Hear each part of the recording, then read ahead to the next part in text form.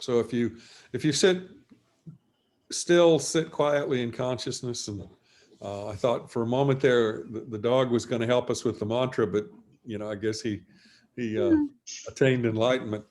So, but anyway, we'll just start quietly. If you know the Kriya meditation, Kriya pranayama practice, I would suggest you run Kriyas and focus at the top of your head. Once you've run anywhere from 3 to 12 Kriyas, and if you don't know that technique, just kind of hold your consciousness or your attention at the top of your head and monitor the breath. And as you breathe in, relax. And as you breathe out, relax.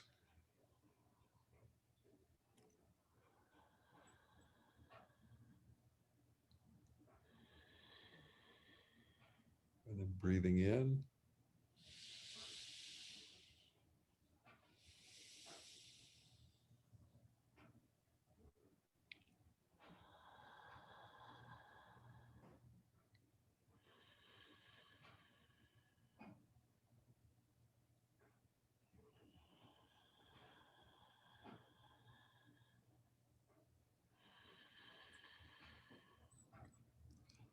And then if you hold your attention at the top of the head, if you can, feel the movement of the breath coming in and out through the top of the head. It's just the life force. Flows into the body, normally makes a cycle, 12 hours flowing in and 12 hours return. And with the Kriya technique, that can be accelerated to a single breath. So that's one of the reasons that it's considered a technique that leads quickly to liberation. It's because it can accelerate through time, accelerate the impact of the flow of energy.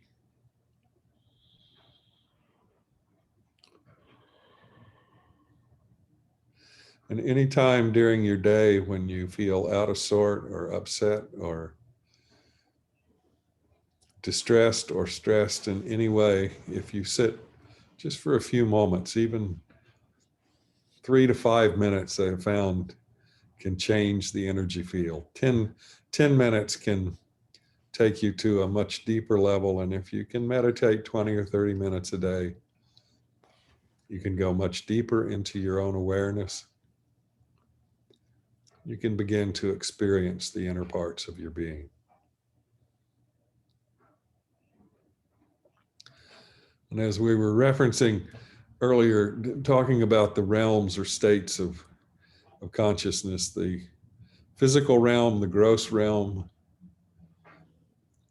is our physical body. And with that, it has really an expression of a sense organ that it can know, it can see, it can feel, can hear, and become. But the body is really a sense organ with the divine wanting to experience the world.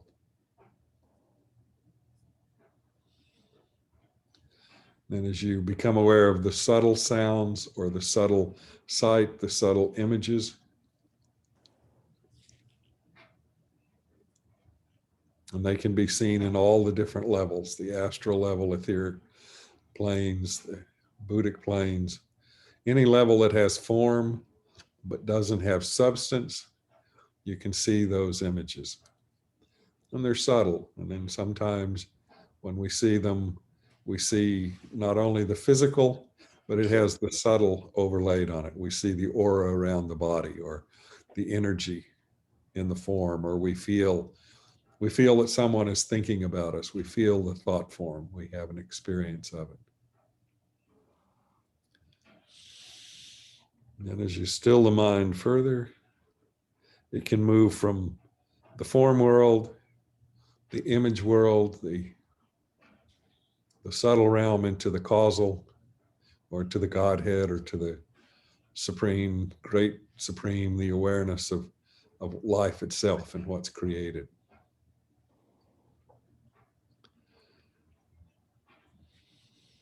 We just sit in that for a second.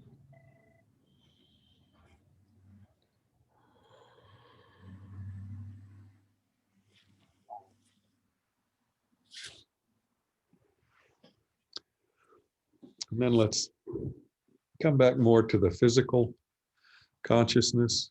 Some of the things that I'll stay on this slide for a second and then go forward, and I'll go through some of the stories. But one of the questions that came, I think Petros asked it, but he was asking about seeing and being aware of Audley or the other beings in the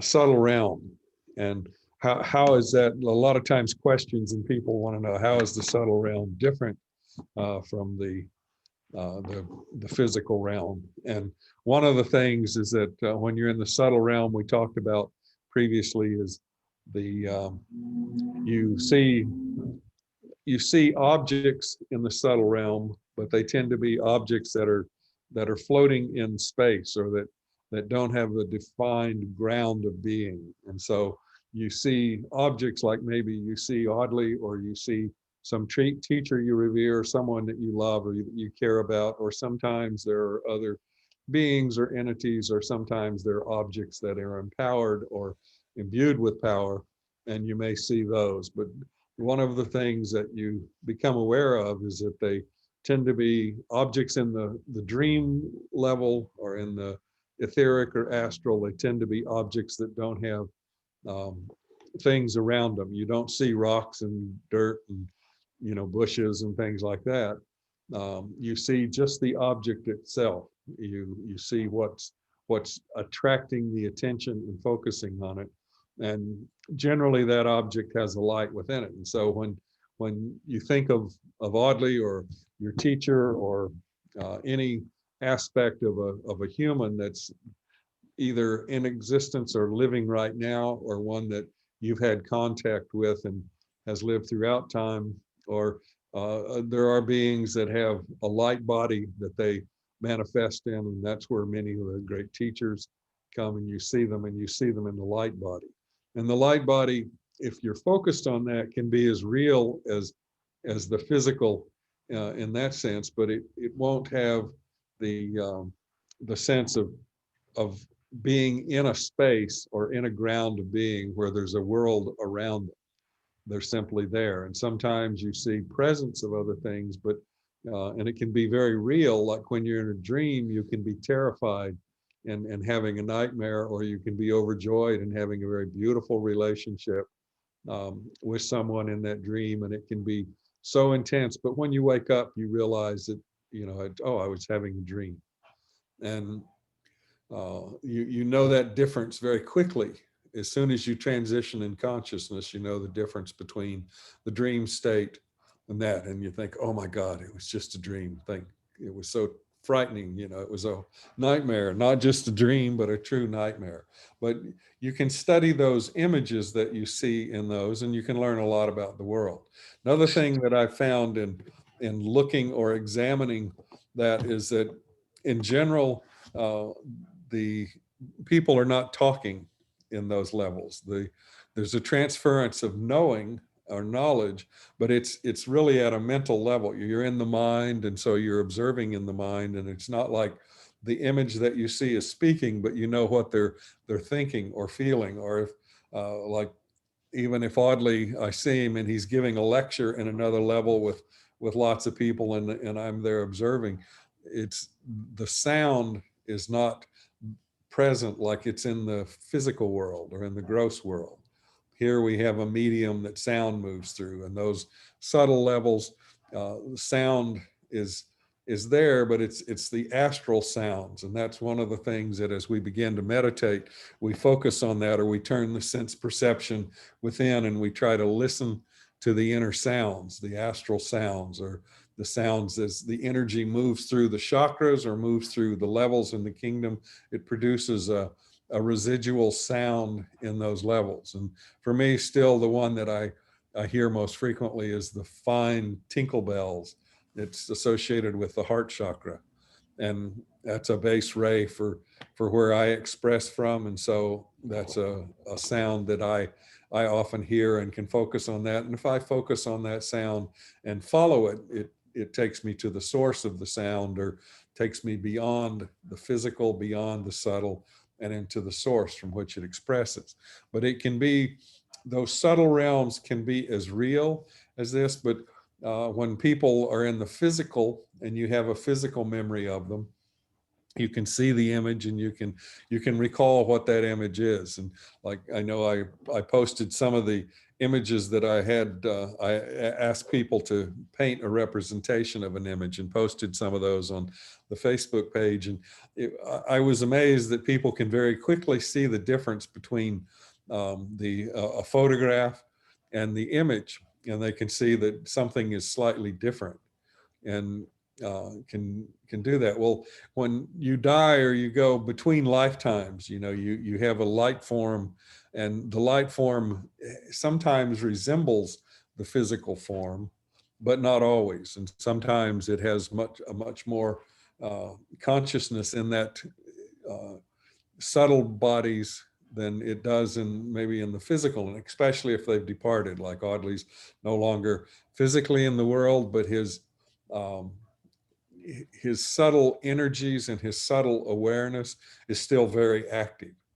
And when you call on that, or when you think of it or hold it in your consciousness, you can pull it in. And if you see an image that's close but not exact, you notice it quickly. But then as you begin to look at some of the images or the photographs that we do have of him, some of them aren't very good photographs.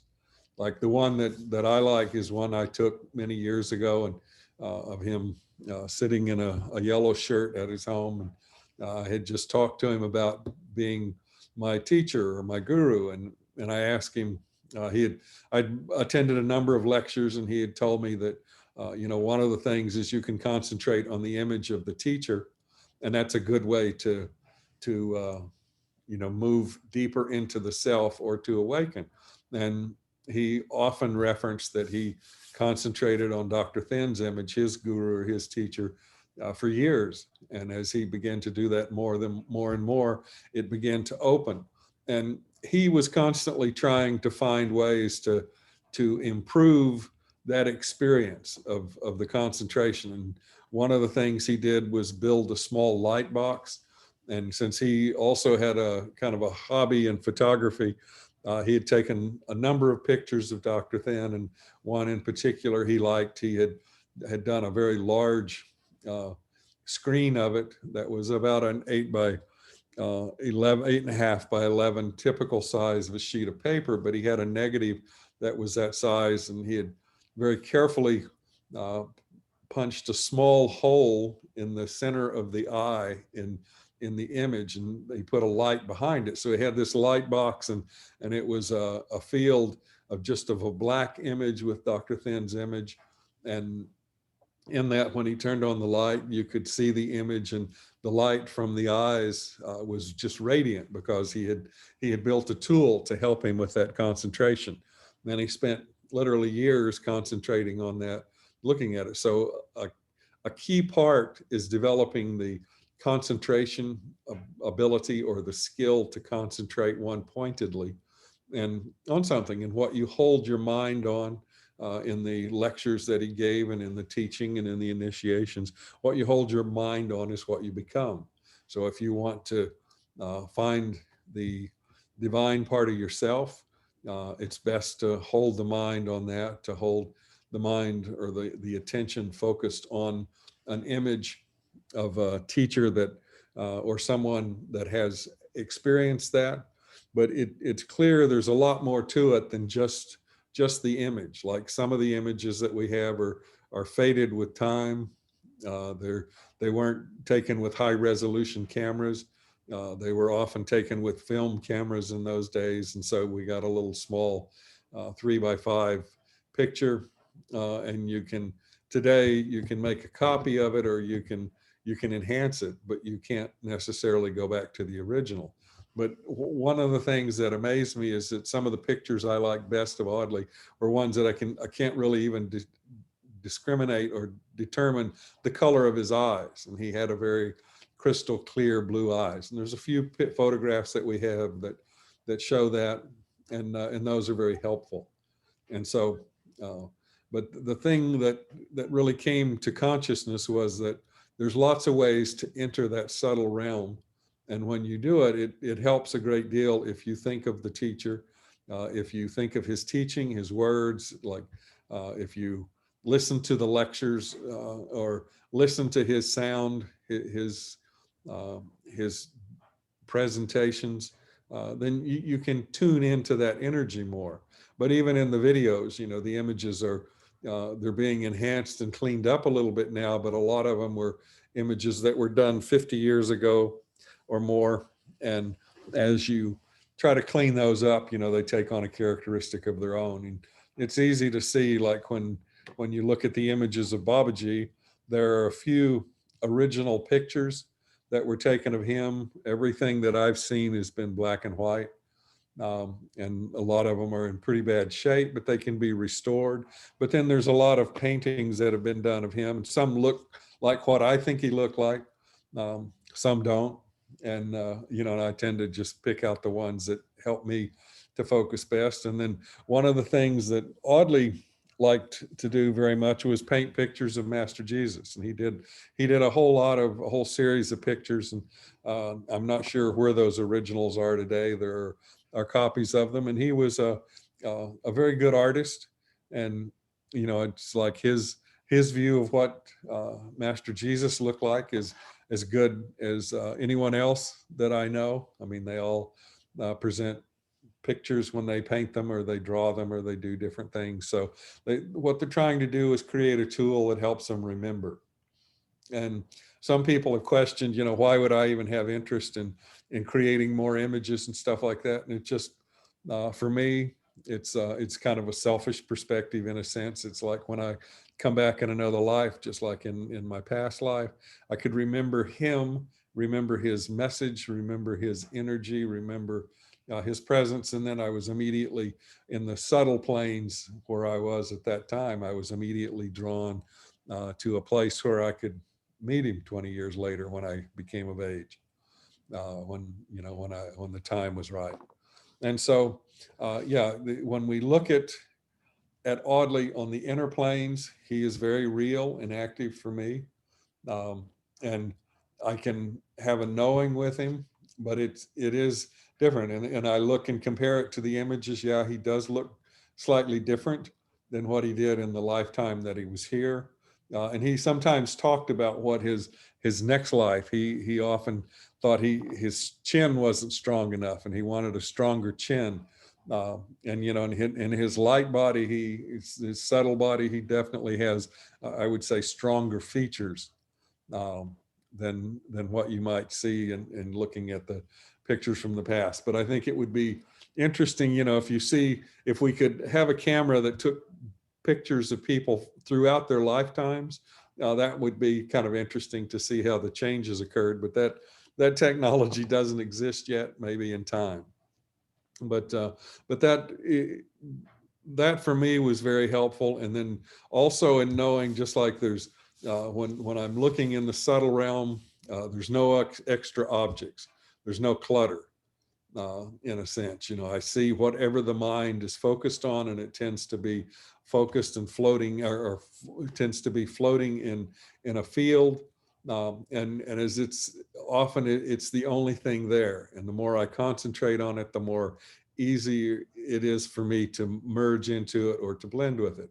Also, I really realize that when I spend a lot of time with Audley or Babaji or other beings that I go to on the inner planes, that there's not normal conversation. Like, I don't hear voices talking in my head, and maybe that's why I'm still not on medication of that type. But if you hear too many voices, that shows a physiological imbalance. But when I see the beings in those levels, I can communicate with them. It all happens in thought. and in knowing. And so it's very, very much different uh, than what you would say in the physical realm. But when I get into it, it's just like in a dream. It becomes the only reality that I know, and I can move around and can be with it. And then the item that I ended on last time was no one left behind, no man left behind, no woman left behind, and I saw that as a key aspect of Audley's teaching, and that he simply um, he was devoted to all beings in consciousness, and did everything he could to help them uh, attain enlightenment. Some beings, he was more because of a relationship from the past, or devotion in the individual, or love in the individual. He was able to have a much deeper relationship, and he often shared different components of what his being was, and he would share his subtle energies, his causal energy, his Godhead. He would blend that energy with you, and you would experience a great sense of um, peace, of healing, um, of oneness, of a great love, a great compassion. Um, but when he entered in, it was quite amazing, and that led to a few things that additional stories that I thought I'd touch on. Some of them just briefly, but one of them, and I refer to it just as the blue blanket. And the reason I share this story is it was kind of a most interesting day for me, in that I went over and saw Audley on a Saturday morning. And after we did a few things at the monument company, he said, "Oh, we need to go somewhere." And he said, "Why don't you," he'd give me his keys and I'd drive him. And we went to the Sears store there in the Capitol Hill area. And he was very emphatic to find where the blankets were. And he went through and got to the bedding section of the store, and looked at some blankets, and he picked out one, and he found this blue blanket that was a very nice blanket. And he asked me how I liked the color, and I said, "Oh, I like that color." It was kind of a light blue. And he said, "Okay, this will become your meditation blanket." And he purchased the blanket, presented it to me, and said, "Use this every day when you meditate." And so I used that blanket until it was worn out completely, and began to become threadbare, and wore holes in it. But used it for many years, and it was something very special to me. But it helped me to understand how he shared, or how he was caring for me. And there were some things that I simply didn't know. So one of them is I didn't know about dancing. We talked about that earlier. I hadn't danced since I was in grade school, but Audley and Pauline loved to dance, and they wanted to take me dancing. And that had only two problems: is that I didn't have any clothing suitable for going dancing, and I didn't have anyone to dance with. And so they thought they could remedy that. They took me shopping, bought me a leisure suit, which was appropriate for the time. And Pauline taught me to dance. I had to go over for about 2 weeks.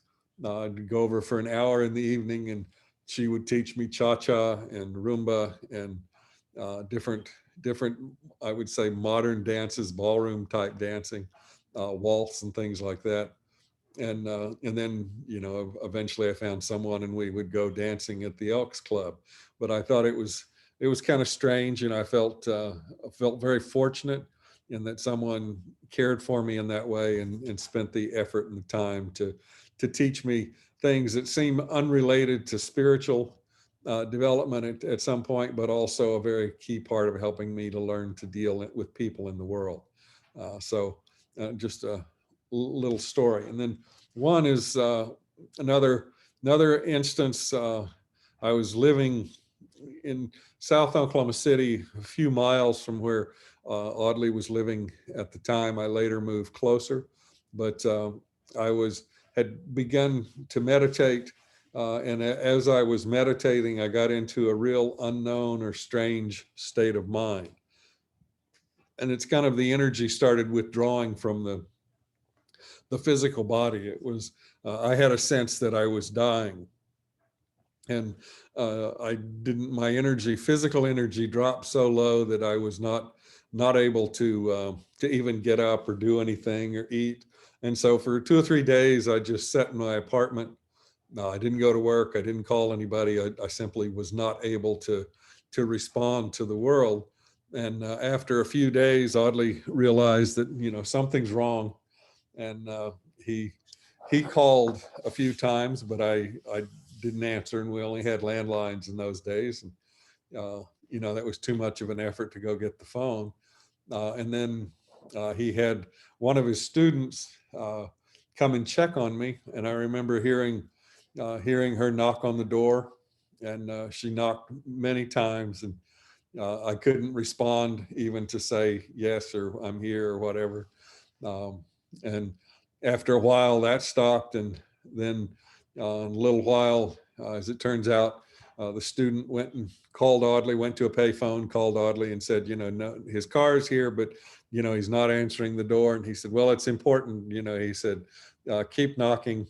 And when you get him, when you have gotten his attention or his awareness, he said, bring him, I need to work with him. And so finally, after a long period of time, I was able to say something, and was able to finally get to the door. When she began to tell me that Audley wanted to see me, and I thought, okay, that might be of help. And so I managed to get to the door, got to the car, and went to his. She took me to his home, and he took me in the meditation room and began to meditate with me. And he told me, he said, the life force is retreating from the body. He said, it happens sometimes when you are making the inner movements. And he said, it's kind of like a death experience, but it can really help you to understand more about yourself. And so he meditated for a while. I felt better, and he put a blanket on the floor in his meditation room, and then covered me with a blanket and said, just rest here. And so I slept there and slept overnight. The next morning, he came and checked on me. Energy was still low, and he meditated with me for a while, went to work, came back, checked on me again, and then talked to me and said, I think your energy's going to a point that you might actually die. And I thought, well, that's interesting. I hadn't planned on that. And literally was simply not eating, not drinking, not doing anything. But on the next day, he told me, he said, I'm going to call your dad. He said, Pauline has told me I can't keep you here, indefinitely in the meditation room.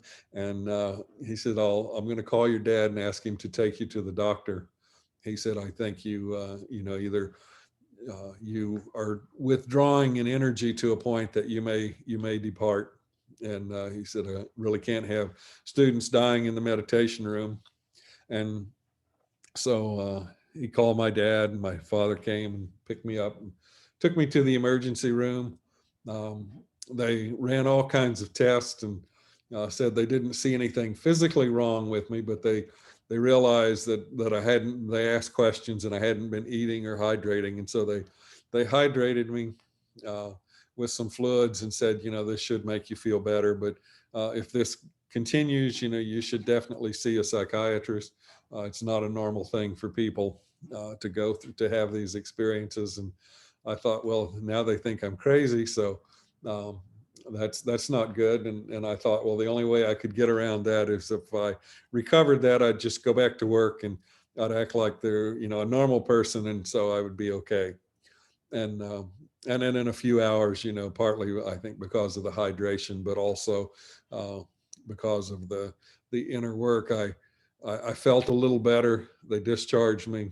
My dad took me to my apartment. I went there and went to sleep, and I woke up the next day and called my work and said, I've been sick. Sorry I didn't call in, and is there still a job? And this was a week had passed by this point. And they said, well, normally you would be terminated after 3 days for not calling in and showing up, but you've been a good worker. So, and we need help. we need people that know how to do that job, so please come in. And I went in and then began kind of a long, slow recovery in building that. And then when I went back and talked to Audley, he said, well, that's an important milestone to go through in your meditative practice. He said, but it's real important now that you guard your energy carefully.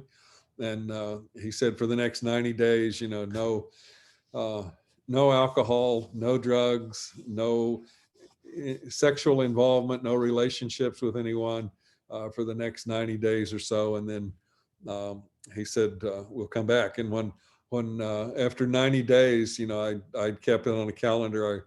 I talked to him, went over, and he said, oh, it's good. He said, it's the 90 days. And he said, we're going to a movie. And he and Pauline were going, and he wanted to take me. And he said, you know all about this movie. And I said, okay. And the movie was the 10 Commandments. And so we went and we watched that. And he said, that's when you go through a transition in consciousness like you go through, he said, that's kind of what happened to Moses when he received the 10 Commandments. He said, you get a new direction in life. And so things began to change somewhat in my life and my career. And shortly I was in different jobs and doing all kinds of things. But he said it was very important during that time to keep stability in the energy field and to not do any excursions. So I really worked to do that. And then one of the other experiences that I saw with him helping a student who was dying was he had another student who had all kinds of problems and gotten really messed up or lost in a way from what he was doing, and it ended up doing things energetically to harm some of the other students, and to the point that he was no longer, it was awkward for him to come to any of the classes, so he didn't come to the classes. He felt, I guess, shame or guilt or whatever. And Audley had, I guess Pauline had told Audley that, she had heard about some of the things and she didn't want this person to come back into the house. And so he couldn't work on him there, but the person was actually physically sick and truly dying in a very kind of painful way, and had lost nearly all their resources and was living in a very difficult situation, difficult time. But Audley, advised me and actually had me go with him in one of the sessions. He said, the gentleman is extremely ill. He said, I don't think he will live long. And he said, I want you to go with me. And we actually went to a small hotel in North Oklahoma City, and where the individual was staying at the time and living there. And it was very, very poor part of the town, but he went into the room and worked with the student, and he was in a great deal of pain, and worked with him repeatedly and had me go back several times with him for doing the healing and the energy. And the student did pass on a few months after that. But it was very interesting. The student had trouble relating to Audley in some ways because he was very angry that Audley didn't just heal him and take care of, as he kept saying, can't you just take on my karma? You're a master, you're a lord, you can do these things. And Audley said, no, those are the experiences are what you need to work out and you need to learn in this life. And so he did everything he could. And he said, when you transition, he said, I will be there. If you have need, you just think of me. And so even to that end, and he was, I never saw him with any student that reached out and made an effort to I guess, touch his garment or reach out to him for help in any way. He never told anyone, no, to go away. You've done bad things. I won't help you. That was not his nature. It was complete compassion, the ability to heal, the ability to help, and the knowledge to know what was right or what the best direction would be for the student, and then to be with them all the way to the end if they needed. Again, I said, he's not the sort of guy that leaves anyone behind, and he continues to help even when you're in a state of dying or transitioning.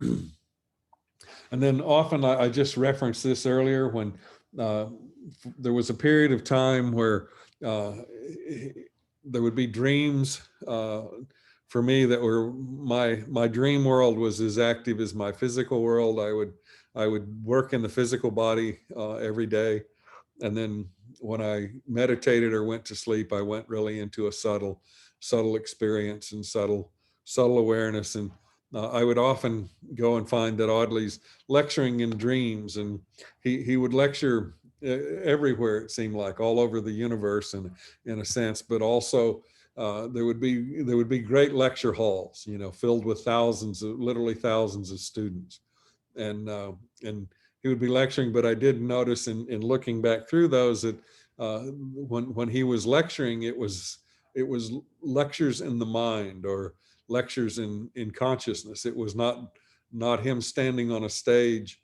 delivering, speaking and sounds going out through the air. It was clearly in a subtle level. And then there was an auditorium in a sense, but it was more of a collection of people, and they were all listening attentively to him. And when I would go the next day then to see him, and at that point in my life, I was not married, and I had a job where I got off about 3 p.m, and I'd just go over to his monument company, and I'd work with him there for a while, and he would help me and give me discuss things with me and do little drawings and show me things and help me to understand them. But it was just an opportunity to hang out with him, and I felt very, very fortunate that I was able to do that. And there were a number of students that were always around, and we would help and participate in whatever he was doing. But he began to ask me after one night in particular, where it was very clear, the lecture was very clear in the dream. He asked me the next day, okay, tell me what the lecture was about. What were the key points? And had me, work on it for an hour or so, trying to recall and elucidate the images. And then I drew some sketches for what I thought he was describing. And he said, no, these are a little bit off. They're not exactly correct. And he would sketch them out and give me a little piece of paper. And it's clear over time, he did that with lots of students. I've seen these pictures of these little scraps of paper, and there was a particular kind of vellum or a paper that they used in transferring images onto granite when they were working at the monument company, and many of the sketches were drawn on this kind of paper, a very rigid, almost translucent sort of paper, but it had the ability is that you could rub it over with something that was a little bit like the copy paper that we used to have, kind of a carbon paper that you could place an image on and then rub it over, and it would transfer the image onto the paper. And he used that a lot of times to give his lectures. But he would teach not only in the physical world, like the videos, the audios that we have of him, but also in the subtle world. And he had many more students there than ever were around in the physical world. And then the information was very similar. It was always in techniques and how to meditate, how to concentrate, and how to focus the mind, and how to awaken to the divine part of yourself. But a useful part for me, and something that has helped me throughout time, is to recall those lectures and go in and study them and examine them and understand the teachings. And then I think what he told me, it was some of this was training in verbalizing the experiences in the subtle and causal realms. And he felt that was very important for me. And so he would take me into lots of experiences in the subtle realm and then have me come back and describe it. And sometimes he would ask what seemed at the time to be excruciating questions in terms of detail. But when I challenged him on it, he said, well, he was training me to verbalize the experiences. He said, it'll be very important when you work with people in the future. And so I, said, okay. And it was very helpful. It allowed me to have developed skills that were transferable to many other areas in my work, and the ability to communicate and to share and to teach in the world, and not only in the spiritual components, but in very technical areas that I work in also.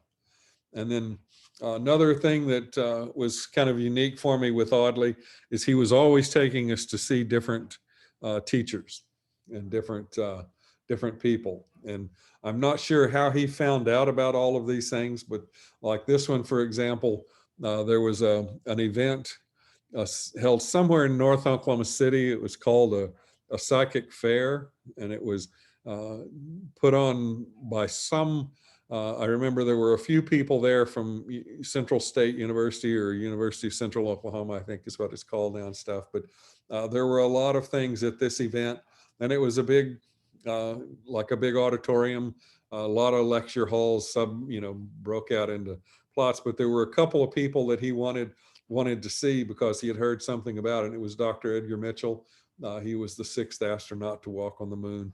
And he was traveling with Dr. Elmer Green, who was one of the founding members of the Menninger Foundation in Topeka, Kansas. And they were doing research in what they called biofeedback.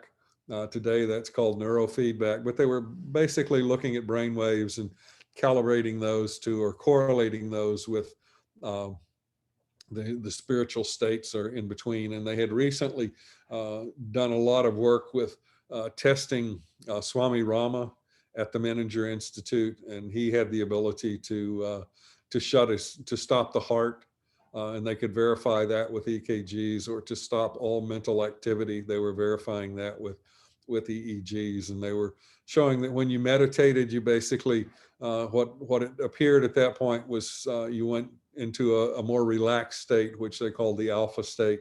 And so there was biofeedback tools just to help people get into that. But from that association in that meeting, when I got to California, I realized that there was an institute here, the Institute of Noetic Sciences, that was founded by Dr. Mitchell. And they're located in Petaluma, California, and I still work with the scientists there on a regular basis and exploring some of the ways to test subtle mind-matter interactions. And they do a lot of things that a lot of times they're subtle effects, but they're effects that can be seen and measured scientifically.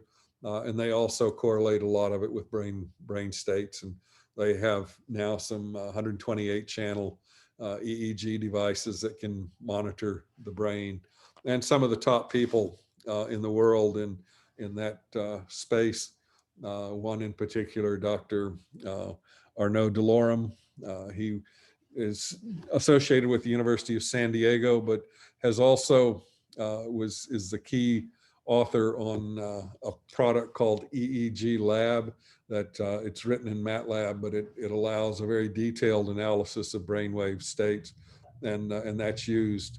It's an open source program used globally by about 60 to 70% of the people in the world that do that type of research, because it's an ideal tool, but a very active component from the scientific to be able to actually touch base with the measurable things, and hopefully in time be able to demonstrate more of the attributes or the states of mind.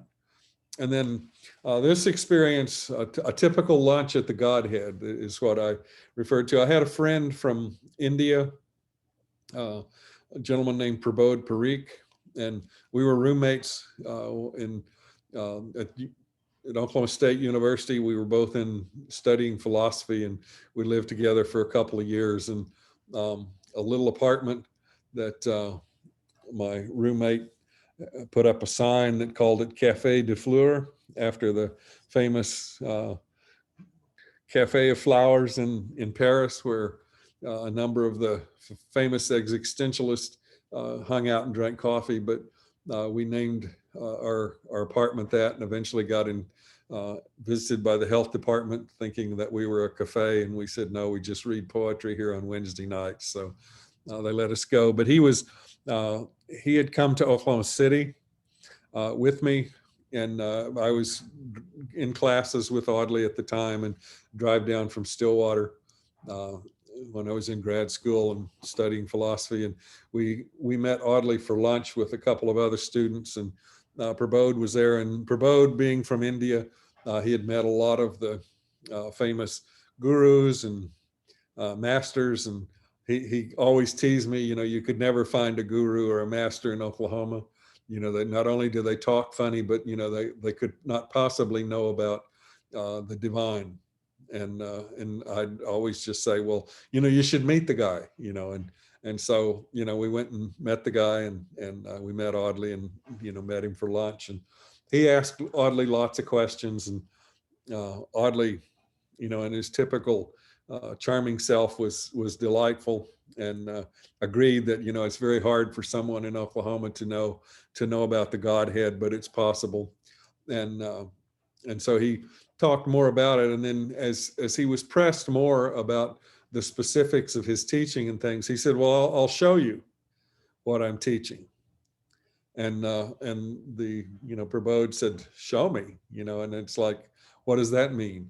It's like no spiritual teacher had suggested that to him before. And he said, well, you can, he said, some of the things I'll show you, you won't be able to see on your own unless you practice meditation, and you develop the inner skills or the inner sight. And so he said, let's just sit still for a moment. And he sat up straight in his chair, Audley did. And he said, if I talk to you in the mind, like we've been doing, he said, we can go back and forth in thoughts all day. And he said, that's me expressing from my throat chakra. And he said, I can talk to you about any of those things, and you can ask questions, and we can do that. But it doesn't get you to knowledge. It only gets to refinement of knowledge, or differentiation, or discussion of knowledge, but it doesn't result in knowledge itself. And he said, I could drop down into my heart. And when he did, he came into his heart, and the heart just turned into this beautiful, radiant, golden sunlight. And it was, and he said, if I come into my heart, he said, it brings peace and to all people that are around. And he simply flooded the restaurant. And this was a small restaurant somewhere on Northwest 10th Street in Oklahoma City. And it was a Mexican restaurant, for some reason. But that's where Audley was going to be, in that part of town, and that's where we went to have the lunch. But as he did that, the restaurant became very quiet, very peaceful. Even the other people in the restaurant, they quit talking, and we simply, for me, it was entered into an altered state of awareness. And he stayed there for a few moments, and it was clear this seemed to stimulate my friend, and he thought, now this is like the real holy guys, he's impressing me, but he could feel it. It was so overwhelming. He could feel the peace. He said, oh, that's very peaceful. That's just makes me feel really good. And Audley said, well, that's because it's expressing in this more of the gross realm, but closer to it, still in the subtle expression, where there's light, there's awareness, there's peacefulness, and that. But he said, I don't teach from here. He said that you can overwhelm people, and they can all fall at your feet, and you can do all that stuff. He said, but that's not the teaching that I came in this world to do. And so he moves back up. He moves from the heart into the third eye, and then that comes with a great deal of intensity, and it just kind of pushes people back. But at this point, we clearly have entered into a truly altered state of awareness for me. All I could say is it was very quiet, but with a great deal of focus and intensity. And Prabodh just smiled. My friend just sat there smiling at this point, and he had no comment. And he said, and then Audley says, I can go from here into the higher levels. And he said, if I'm going to express from the golden light, I like to express from the Buddha expression, or the Christ expression. And so he moved on into that level of his expression. And it truly brought a great peace into even a greater peace, I guess, into the place, in the awareness. And at this point, Prabodh was not able to move. I mean, it's like he had been pulled out of his body in a sense. And he told me later, he said, it felt really good, but I didn't see anything or hear anything. And he was, hoping for more, but that's how the mind interacts. And then Audley said, and then where I really prefer to express from is the Godhead. And he said, when I enter that awareness and I become one with the self, one with the God within me, he said, then I'm at my fullness. I'm at the best. And he entered into that, and it was just a radiant white light filled the place. And it's some of the people in the restaurant, I can remember looking around and seeing that they had stopped eating. They had kind of entered a point of, I don't know, suspended animation, or just every time had stopped in a sense when he got there. And then as I looked around, I felt something hitting me in the ribs, and it was Audley, punching me with his elbow. And he said, he said, I think we've gone to a level where no one else is aware. And I thought, this is interesting. And he said, come back into consciousness. He said, you can see the people around you. They've stopped, and even stopped eating. He said, we need to come back. And so he comes back into awareness, and then he looks over at me, winks, and he said, he speaks to my friend, and he said, were you able to experience that? And my friend was simply speechless. And he simply had no more questions. He had nothing else to say. But anyway, it was a great lunch. And, if I'm back in Oklahoma, we'll find that restaurant and go see if we can do it again. And then when we come to start talking about mantra, and this was actually a carryover from the last week. And one mantra that I began to work with, again, I was working at this time in Northwest Oklahoma City, also, and Northwest 10th Street had some kind of magical power. And there's a couple of spots on Northwest 39th, restaurants that Audley liked to go to, and we'd do that. But at one point he had suggested that I chant, and it was a very natural fitting thing for me to do mantra. I was a little more drawn to the Sanskrit mantra, the Indian tradition, than to any other. And that's just, my own quirk and personality. But I began to chant the Om Mani Padme Hum mantra. It's like surrender to the divine within, the jewel in the lotus is what the mantra is about. And all things that are arising from formless can be seen or experienced through that. And it's a very powerful mantra for Hinduism, for Buddhism, the Tibetan tradition especially. The mantra has been done for many millions and millions of times by millions of people. And so it's a mantra of power, and it can, just that mantra alone can lead to enlightenment. But when I was doing it, I had been doing it for days and weeks, and I'd get kind of intense about these things. But as I was doing it, I was driving along Northwest Oklahoma City, close to Classen Boulevard, and on Northwest 10th. And as I was driving, it began to, golden light began to fill the whole world, and everything around me. I simply transitioned from the physical into more of the etheric or the astral worlds, the subtle realms.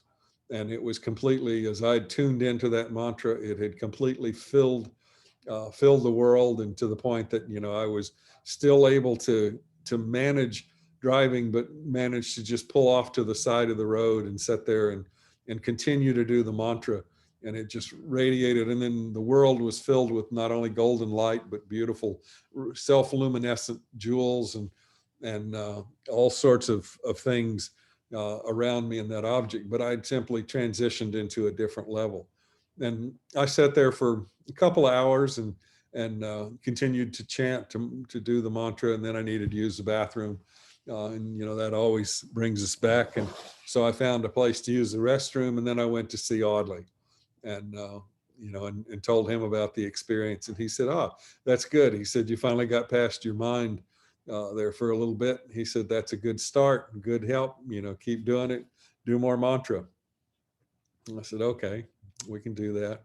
And then another thing that I had great sensitivity through some of the chakras or the centers, and he was constantly trying to find ways to protect what was damaged in the chakras, or to help me in some way. And he would fix me up, patch me up energetically, but I could still feel things. And so he went into the kitchen and in their home, and he got saran wrap, and I thought, this is strange. And he brought it back and he wrapped it around my life power chakra and my heart chakra. He did several wraps around the body, and and said he'd gotten in meditation that saran wrap can actually help when you're draining or losing energy. He said it can actually help seal the center. And so for a few months I was kind of crinkly, but I wore that all the time. And I found also that when I could feel the intense pressure in my heart because of karmic things that I was working through there, I would often open my eyes in that night, and I could see out into another world. And it was a particularly active stage psychically for me. But I began to realize that it helped me if I could think of him or his picture. So I actually, since I was wrapping the saran wrap around my body 3 or 4 times, and I could take one of his pictures and I could put the picture in so that I could feel that radiant energy into my own body. And I'd put another one on top of it with the picture facing out, so that anything that was coming into my world would see his image first. And seemed like a strange thing to do, but it certainly helped me a great deal. And that was one of the things. He was constantly trying to find ways to help me enjoy or endure in a little different way. And then another experience that happened, I call it out of body experience, resulting from doing too many kriyas. And when we started, we started talking about meditation and running the kriya pranayam. And there was some statements in in Yogananda's book, his I guess commentary on the Bhagavad Gita. It's a 2-volume set, and it's really quite well done. He had worked on it for many years, and most of it was completed when he passed away, but not all of it. And so there were a few things that were the final versions of it weren't completed until after he was gone. And I think when you read it, it's well worth the read, and the commentary is just phenomenal. But there are a few areas where you become aware that the people that finished it did it at a different point in time, and they reference things that weren't even really in existence at the time he was writing, like the internet and stuff like that. So I knew those sections were added later, and I didn't find them as fulfilling. But anyway, the paragraph that's referenced in the text talks about if you could do like 1,000 kriyas a day, you could greatly accelerate your movement through consciousness. Because as I referenced, when you do the kriya pranayam, you move the energy consciously from the base of the spine up to the top of the head, and then back down, and the breathing process. But that normally happens in a 24-hour cycle for the body, but with the kriya techniques, you can do that cycle in one breath. So doing one a day, you get extra time. Doing more a day, it's better. And Audley even did versions of the kriya that were the thousand kriya technique that he developed, and that seemed to accelerate it. But I found that it's still the physical movement of the energy in doing it more times in a day seemed to increase my energy. So I got to a point where I thought, well, I'll do as many as I can in a day. And so I thought, well, I'll try to do, figure out how many times does a human breathe in a day? And it's a few thousand times. So I thought, well, I could do at least, a few thousand kriyas in a day if I did one with every breath. And I'm given to extremes. And so I started working on that and began to to do more and more. And it really began to energize my body in a lot of strange ways, but, and increase the energy. And then my back began to hurt. And then one morning I went to the morning meditation, and I started, running my Kriyas again and doing that. And then I lost consciousness, and I began to feel that I was floating in the air. I thought at first I was levitating, but then I realized, no, I'm just moving out of the body. And it concerned me a little bit, because when I thought I was meditating, I thought, wow, if I can't hold this in consciousness, I'll drop back down, and I'll make a disruption in the meditation class, and it'll disturb people. And as soon as I thought that I didn't want to do that, I immediately saw myself going through the top of the room that I was in, and I was sitting in my apartment in front of a small altar that I had that had Audley's image, and some of the other teachers that I studied with, and some of the gifts that I had received from him, kind of in a spiritual awareness. But as I was sitting in front of my altar and looking out, I noticed over on the bed there were two objects that were kind of kidney-shaped trays that were translucent, filled with light. And when I looked at them and examined them carefully, they were boiling, and with a lot of intensity. And I had the awareness that I was doing too many Kriyas in the day, and I was actually starting to damage or overload the kidneys and damage the body. And the kidneys are where the chi, or the life force, is stored in the body, according to many of the traditions in the martial arts and the teachings there, the inner teachings. But it was clear to me that because I had gone at it with so much intensity, my system was not, stable enough to be able to handle that amount of energy. And so I realized then it was fine if I just did the recommended, 12 Kriyas before I meditate or whatever. That was more than sufficient. And I had kind of a different breakthrough or awareness that it was clear that, the out-of-body experience for me was a very, very great teaching, but it helped me to bring balance to the body. And some of the anxiety I had, I thought if I did more Kriyas, I'd have more awareness. Well, I did, but you can damage yourself also. So balance and moderation in all things is ideal. And then I think I shared this story. I'll just touch on it briefly. And prior to one of the Kriya lectures and initiations that Roy Davis was coming to in San Jose, in one of the teachings, I had a dream, and in the dream I saw the cobra by the right side of my face, and I began to watch that carefully, and it concerned me because I'm not real fond of snakes and stuff, but it was a large cobra, and I could feel it energy was around my body, but it was right out beside me, and I positioned myself carefully, and then I grabbed the snake and put it in a burlap bag for some reason that I had magically with me, and was carrying it around. And, and then I became concerned that the snake might die because it couldn't get enough air. But then I realized that the sac was such that it could breathe through it. But I carried it around for a while. And then in the dream, I went to the meditation session, and Roy was there, and I told him what I had dreamed, and he chuckled, and he said, well, you're starting to get a little balance and control of the energy flow in the body. He said, that's a good movement. Don't let it go to your head. And he was very much like, don't let it go to your head about everything. And when he was not, and it did not encourage students to deal with the inner levels or the inner planes, and a lot of the things that Audley taught and shared with us. Roy said, most of that just gets people into more trouble. And so he encouraged them not to it. And if they had an experience, share it with the teacher. And the teacher can provide guidance if there's a challenge. And I think it's been a very useful strategy to work with people and to help them. And I have come to see over many years of having all kinds of experiences. It's the experiences aren't what matter. It's waking up to the awareness of the self that's important. And all of those experiences are just another indication that it's something other than what you really are.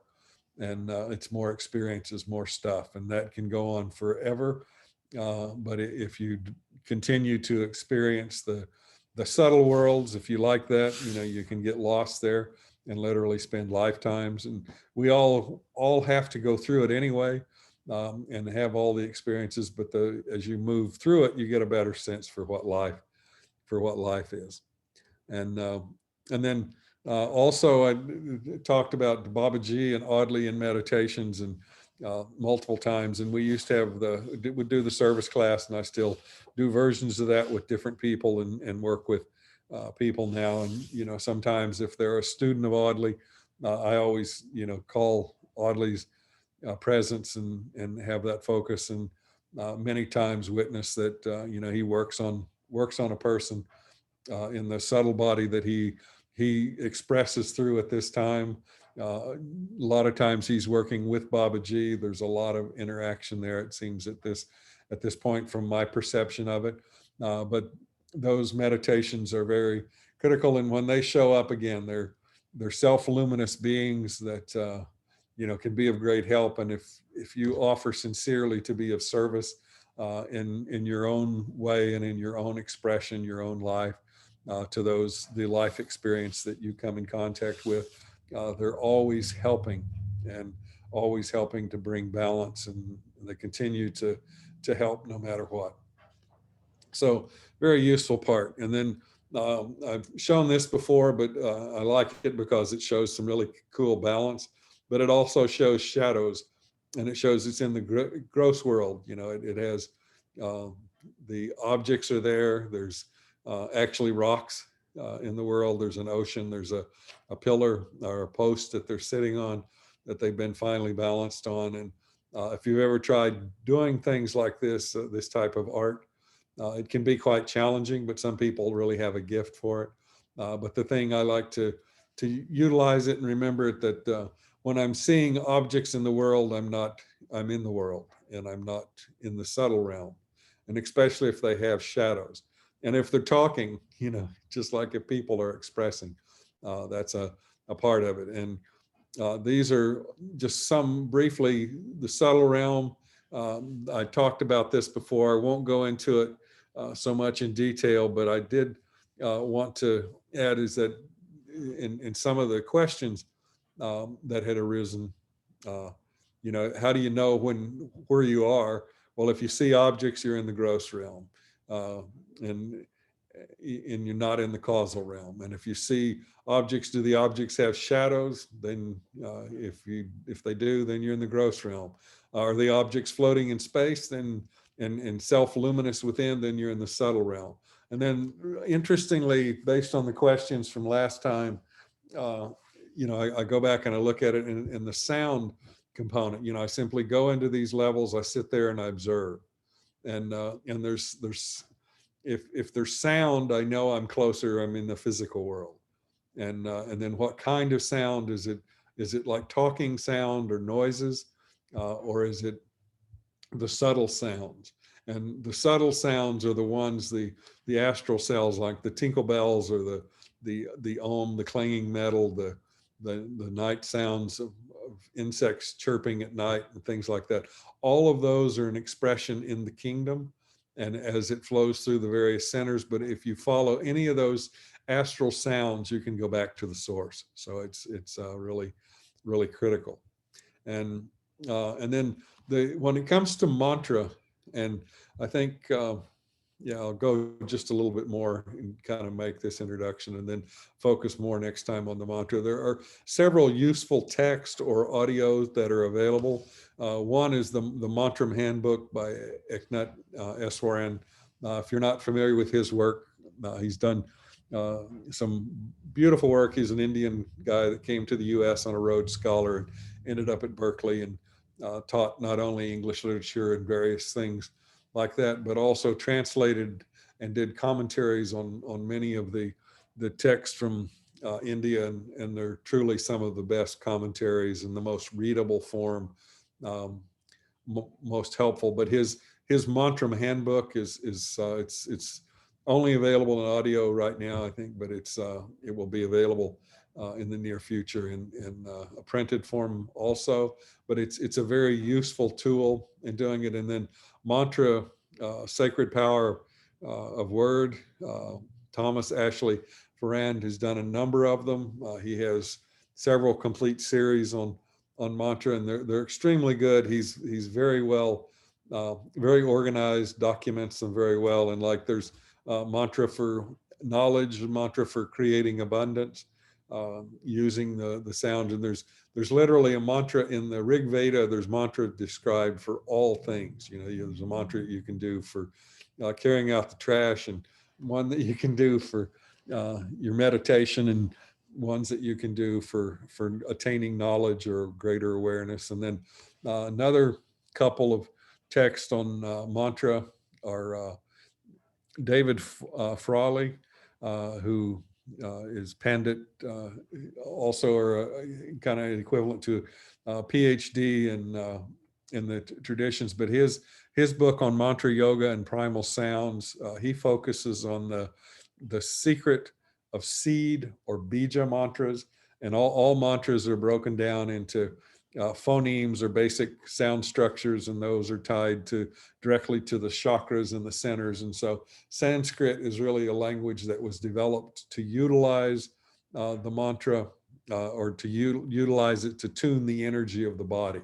And so if you know the mantra or the seeds, you can actually do mantras that will heal the body, that will clarify the mind, that will help a great deal to help you become more aware of what you are. But his books are excellent, and he's does online stuff, and actually I think lives in Santa Fe, New Mexico. And if you want to go deeper in it, I encourage you to do that. And the bija sound, or the seed mantras that are associated with the chakras, those are often used in the Kriya Yoga traditions, simply as chakra meditations, where you go into each chakra and you chant the mantra in that chakra until it brings balance to it. And in some cases, mantras are done much better if they're chanted out loud. In other situations, they're done much better if they're chanted in the mind. And I think once you learn them and chant them out loud, they can become transformative. You can feel the effects in the body, in your centers. You can begin to even hear changes in your voice, in the intonation, if you do them repeatedly. And if you like mantra, which like I do, I like to do, sometimes hours a day of mantra, but I'm a little bit tend toward extremes in a lot of stuff. And it's not for everybody, but the more you practice a particular mantra, and the more you work with it, the more power it kind of unfolds within you. And Eknath Easwaran, he references the using the mantra, and he often uses the mantra Ram, Ram, Ram, and it's a very powerful mantra for him. And if you want to use that mantra, just try to do it as many times as you can during your day. And one of the mantras that helped me a great deal when I was going through some of these really strange, I would say extreme states of kind of psychic awareness, was the Om Namah Shivaya. And I would chant that literally as many times as possible in a day. And that was kind of basing my awareness on unfolding through that mantra, and it was very helpful. But I've done work with lots of mantras that I'll talk about next time. The other thing that I wanted to share a little bit about was the mala, and then we'll kind of wrap up, and I'll go into more detail next time. But mala is basically prayer beads. There's 108 in the Sanskrit and the Buddhist tradition. Different traditions have different type of mala, and the intent of the mala is it helps you to focus and to concentrate, but there's also some subtle aspects to it that can help you to center in your meditation. There's one in using the mantra. It's placed over the what we would call the pointer finger, the index finger, center finger on the hand, and on the second joint on that. And as you chant the mantra, one iteration of the mantra with each bead, and you use the thumb to pull the bead across the finger. You always start at what it's called the guru bead, or it's an extra bead in that, and you never cross that bead. It's the root of consciousness. And so when you reach the end, you reverse the mala and start going the other direction. So you don't cross that, and you continue to do it. What I've found and what I've read in several of the texts is that there's actually an acupuncture meridian in the finger, and that brings peace in the body. And so as you run the bead across it, it helps to calm the body. And as you get into a deep meditation, if you can keep the mantra going and keep the bead moving, it activates a part of your physical consciousness because you're doing something physically with the hand or with the body. And that heightens or increases the awareness of what's going on in the subtle realm for me. It keeps me a little bit tied to the physical, but also fully aware in the subtle or the causal realms. But I enter it with more consciousness, and it also is a useful tool to keep from falling asleep, but also to keep reminding you to continue to do the mantra. And the type of mala, like the one I'm holding right now, it's made from the Rudrashaka seed. It's a seed that is sometimes called Tears of Shiva. This is a small 8 millimeter size, but they have various sizes.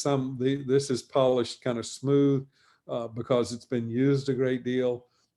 Some, when they're brand new, they have almost like little spikes on them, but they don't, penetrate the skin, but they're a little more coarse.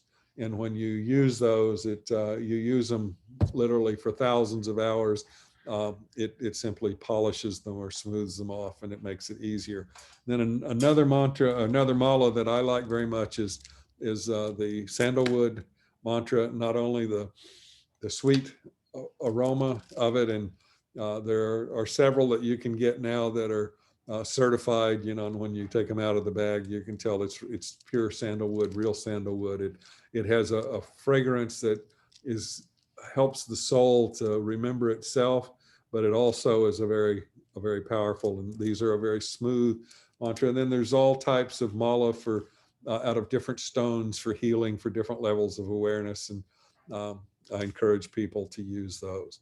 I think I'll kind of stop at this point, and I'll talk more next time about some specific mantras and the ones that have been very useful for me and what the benefits are in the practices. So we might want to stop at this point, take a short break, and then we can do questions and stuff if we like.